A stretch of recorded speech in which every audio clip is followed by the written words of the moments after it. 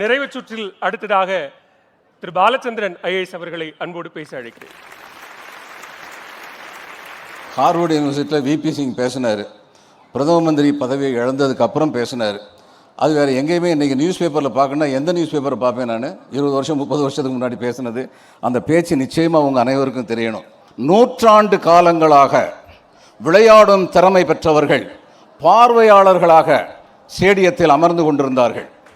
நடுவராக பதவியேற்ற நான் பார்வையாளர்களாக இருந்தவர்களை விளையாட்டு வீரர்களாக உருவாக்குவதற்கான திட்டத்தை வகுத்தேன், செயலாற்றினேன். அதன் காரணமாக நடுவராக இருந்த என் கால்கள் முறிக்கப்பட்டன. அவர் பிரதமர் பதவி இழந்தார். அதையெல்லாம் சொன்ன பின்னால் அடுத்து 2 சொற்கள் சொன்னார். என்னுடைய கால்கள் முறிக்கப்பட்டன. So what? அதனால் என்ன? அது பெரிதல்லவே? நடக்க வேண்டிய சமூக நீதி நடந்து விட்டதே.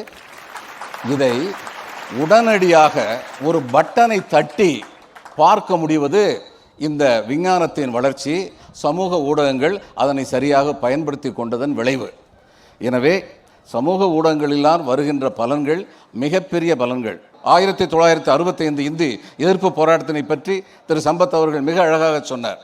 அந்த காலத்தில் பேச்சு போட்டிகளில் கலந்து கொள்வதற்காக செல்லும் பொழுது என்னுடன் இருக்கின்ற என்னுடைய நண்பன் இளங்கோவன் பேச்சை ஆரம்பிக்கும் பொழுதே எப்படி துவங்குவான்? 70களில் early 70s, செத்தாலும் உன்னை போல் சாக வேண்டும், செங்குருதி நெற்றியிலே கொட்ட வேண்டும், இத்தாரில் தமிழ் காக்க செத்தான் என்றே எனை ஊரார் புகழ் சொல்லி பாட வேண்டும், 10,000 கோடி மக்கள் உன்னை பாராட்டி வரலாற்றில் எழுத வேண்டும், முத்தே ராஜேந்திரனே துப்பாக்கிக்கு முதற் புலியாய் போனவனே வணக்கம் சொன்னேன் என்று சொல்லி தன்னுடைய உரையை ஆரம்பிப்பான். அண்ணாமலை பல்கலைக்கழகத்தில் முதல் முறையாக இந்திய எதிர்ப்பு போராட்டத்தில் தன் இன்னுயிரை ஈந்தவன் ராஜேந்திரன் என்ற மாணவன். எதை படிக்க வேண்டும் என்பதை சொல்ல வேண்டியது நம்முடைய கடமை. எதை படிக்க வேண்டும் என்று உணர வேண்டியது அவர்களுடைய உரிமை, கடமை. இதை நாம் சரியாக செய்கிறோமா என்பதை பொறுத்துதான். பெண் தன்னுடைய குழந்தைக்கு தாலாட்டு பாடுகின்றாள்.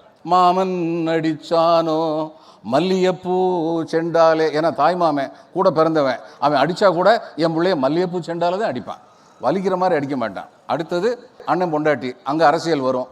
அத்தை அடித்தாலோ அரளிப்பூ செண்டால், அத்தைனா அரளிப்பூ தான், இவங்களுக்கெல்லாம் மல்லிகைப்பூ, இப்படியெல்லாம் ஒன்று. அடுத்தது இந்த பெண்ணுக்கு சில குறைகள் இருக்குது, பிரைவசிங்கிறதே இல்லாமல் இருக்குது. அந்த பிரைவசி இல்லைங்கிறத இவன் என்ன சொல்கிறாங்க, ஆரடிச்சு நீ எழுத சொல்லிப்புட்டு தான் அழுவேன். அதுக்கு அந்த குழந்தை சொல்லுது, ஆரடிச்சும் நாடலை அடுத்த புள்ள கேட்டு எழுதேன் அப்படின்னு அந்த புள்ள சொல்லுதான்.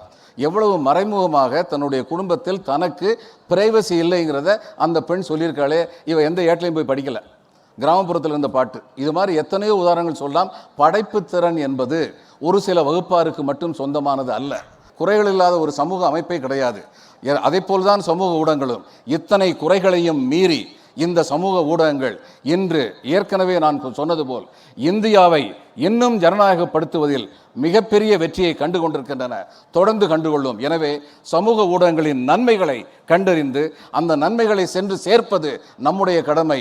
அதை விட்டுவிட்டு இவைகள் நாசமாக்க போவதற்குத்தான் வந்திருக்கின்றன என்று கூறிக்கொண்டிருப்பது அவ்வளவு பயனுடையதாக இருக்காது என்று கூறி இந்த வாய்ப்பினை தந்தமைக்கு நன்றி கூறி அமர்கின்றேன். வணக்கம்.